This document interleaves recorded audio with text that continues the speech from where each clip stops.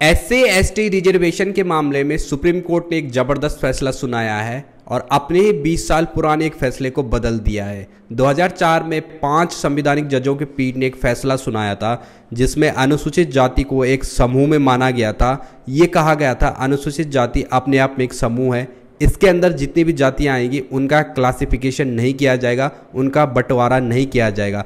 तो इस बेस पर एससी और एसटी को आरक्षण दिया गया था। एससी को 15%, एसटी को 7%, तो टोटल मिलाकर 22% आरक्षण अनुसूचित जाति और जनजाति को दिया गया था।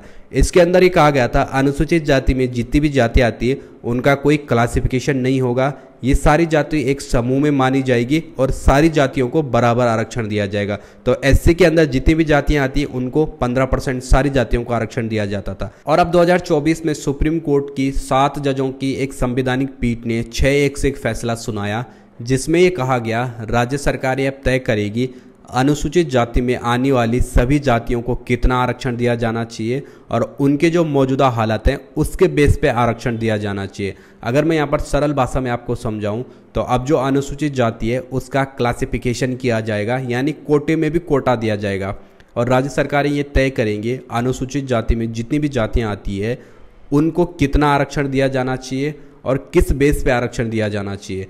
तो यहाँ पर जो अनुसूचित जाति का जो आरक्षण है 15%, उसको अब बांट दिया जाएगा अलग अलग जातियों में। हालांकि यहाँ पे आरक्षण खत्म नहीं किया, 15% आरक्षण अभी भी है, लेकिन इस 15% आरक्षण को अलग अलग भागों में बांट दिया गया। अब सरकार ये तय करेगी, मान लो कोई अनुसूचित जातियाँ में लगभग 39 से 40 जातियाँ आती है भारत में, और इन 39 से 40 जातियों में अगर सरकार को लगता है कोई जाति बहुत ही ज़्यादा पिछड़ी हुई है अभी भी, तो उसको सरकार ज़्यादा आरक्षण दे सकता है। और सरकार को अगर लगता है अनुसूचित जाति में कोई ऐसी जाति है जिसका लेवल अब थोड़ा ऊपर उठ चुका है, उसको सरकार कम आरक्षण दे सकती है।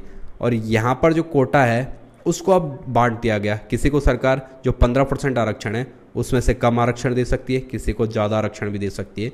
ये डिपेंड करेगा सरकार के ऊपर और उस जाति के ऊपर। सुप्रीम कोर्ट ने यहाँ पे 2 शर्तें रखी है। राज्य सरकार किसी भी अनुसूचित जाति को 100% आरक्षण नहीं दे सकती। यहाँ पर कहने का ये मतलब है राज्य सरकार किसी जाति को पूरा 15% आरक्षण नहीं देगी, इसके लिए अलग कंडीशन बनी है। दूसरी कंडीशन यहाँ पे है, अगर राज्य सरकार किसी अनुसूचित जाति को आरक्षण दे रही है तो उसकी पहले पुख्ता जांच हो, एक डेटा इकट्ठा किया जाए, उसके बाद राज्य सरकार को बताना होगा किस बेस पर इस जाति को आरक्षण दिया गया। तो यहाँ पर जो अब आरक्षण है अनुसूचित जाति का, उस आरक्षण को अब बांट दिया गया। ये राज्य सरकारें अब डिसाइड करेंगी किस जाति को कितना आरक्षण देना है। तो यहाँ पर पहले केंद्र सरकार के पास था, केंद्र सरकार अनुसूचित जाति में जितनी भी जातियाँ आती है सबको बराबर आरक्षण देती थी, लेकिन अब राज्य सरकार के ऊपर ये डिपेंड करेगा वो अनुसूचित जाति में आने वाली सभी जातियों को कितना कितना आरक्षण देना चाहती है और किस बेस पर आरक्षण देने वाली है। सुप्रीम कोर्ट ने तो ये फैसला सुना दिया, लेकिन ये फैसला अब राज्यों में आके फंस जाएगा क्योंकि इसकी पावर अब राज्य सरकार के पास है। राज्य सरकार डिसाइड करेगी किस अनुसूचित जाति को कितना आरक्षण देना है। सपोज कोई ऐसी जाति वो भारत के अलग अलग स्टेटों में रहती है तो उसको आरक्षण भी अलग अलग दिया जाएगा। कोई जाति उत्तर प्रदेश के अंदर भी रहती है, वही जाति हरियाणा के अंदर भी रहती है, वही जाति उत्तराखंड के भी अंदर रहती है। अगर इस जाति को उत्तर प्रदेश सरकार ज़्यादा आरक्षण देता है, मध्य प्रदेश सरकार कम आरक्षण देता है, उत्तराखंड सरकार और कम आरक्षण देता है, तो यहाँ पर इनके साथ एक जो भेदभाव है वो किया जाएगा क्योंकि डिफरेंट स्टेट में डिफरेंट टाइप का आरक्षण दिया जाएगा। पहले तो केंद्र के पास आरक्षण था, केंद्र सबको बराबर आरक्षण देता था 15%, लेकिन अब राज्य सरकारें डिसाइड करेंगी किस जाति को कितना आरक्षण मिलना चाहिए।